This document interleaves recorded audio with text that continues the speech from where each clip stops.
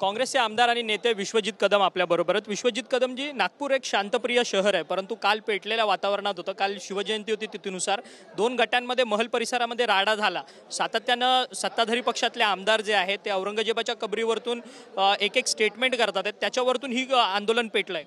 नाही, मुळात छत्रपती शिवरायांच्या सोबत ज्या महाराष्ट्रातल्या शूरवीर सरदारांनी त्यांच्या स्वराज्याच्या लढाईमध्ये त्यांना साथ दिली, छत्रपती संभाजी महाराजांच्या सोबत ज्या शूरवीरांनी त्यांच्यासोबत स्वराज्याच्या लढाईमध्ये साथ दिली, असे अनेक लोकांचे महाराष्ट्राच्या भूमीमध्ये स्मारक आहेत। त्या स्मारकाचं उलट चांगलं या सुशोभीकरण केलं पाहिजे, त्या स्मारकाचं जतन केलं पाहिजे।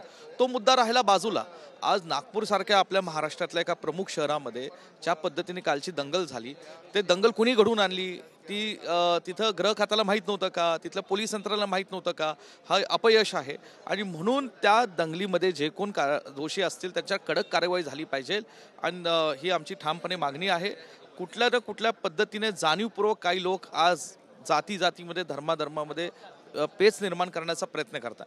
अशा लोकांवरही कुठे ना कुठे आज शासन झालं पाहिजे असं माझं ठाम मत आहे। नितेश राणेंची वक्तव्य सातत्यानं ही आक्षेपार्ह आहेत आणि त्याचसोबतच दोन धर्मांमध्ये तेढ निर्माण करणारी आहेत। आज विरोधक जे आहेत ते नितेश राणेंच्या राजीनाम्यासाठी आग्रही भूमिका घेऊन आंदोलन करत होते।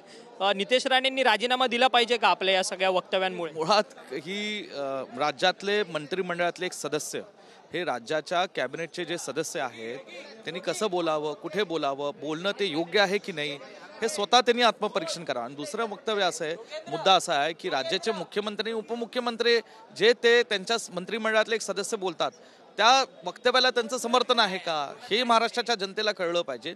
आणि म्हणून जेव्हा आपण एक राज्याच्या सरकारचं प्रतिनिधित्व करतो, आपण कुठेतरी दोन धर्मामध्ये दोन जातीमध्ये पेच निर्माण होणे असं वक्तव्य बोलताच कामा नये असं व्यक्तिगत माझं मत आहे।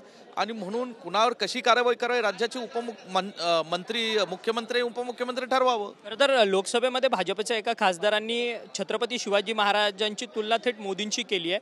मोदी हे पूर्वजन्मी छत्रपती शिवाजी महाराज होते असा उल्लेख त्यांनी लोकसभेच्या पटलावरती केलाय। कुठल्या खासदारांनी केले? प्रदीप म्हणून अशा खासदारांचा ना, प्रदीप पुरोहित। आता प्रदीपचं डोकं सटकलेलं असेल, डोक्यावर पडलेले ग्रस्त असतील। हे छत्रपती शिवरायांची तुलना ही या महाराष्ट्रात आणि देशात कुणाशी होऊ शकत नाही। छत्रपती शिवरायांनी जे स्वराज्यासाठी लढाई केली, हे म्हणजे छत्रपती शिवरायांचं प्रचंड मोठं योगदान आहे। हा ठीक आहे, एखाद्या व्यक्तिमत्वाचं त्यांच्या कारकिर्दीमध्ये काही समाजासाठी देशासाठी चांगलं काम नक्की असेल तर त्यांच्या कामाचाही गौरव झाला पाहिजे, पण कुठल्या तरी छत्रपती शिवरायांशी तुलना करणं योग्य नाही। धन्यवाद, तुम्ही आमच्याशी बातचीत केली।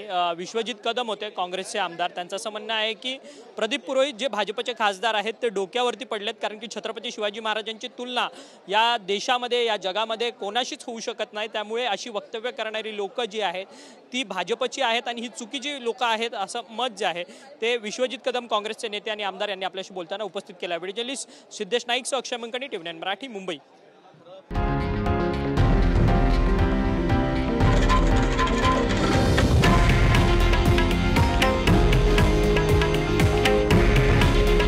हे आहे देशातील नंबर 1 न्यूज नेटवर्क आणि आपण पाहत आहात TV9 मराठी।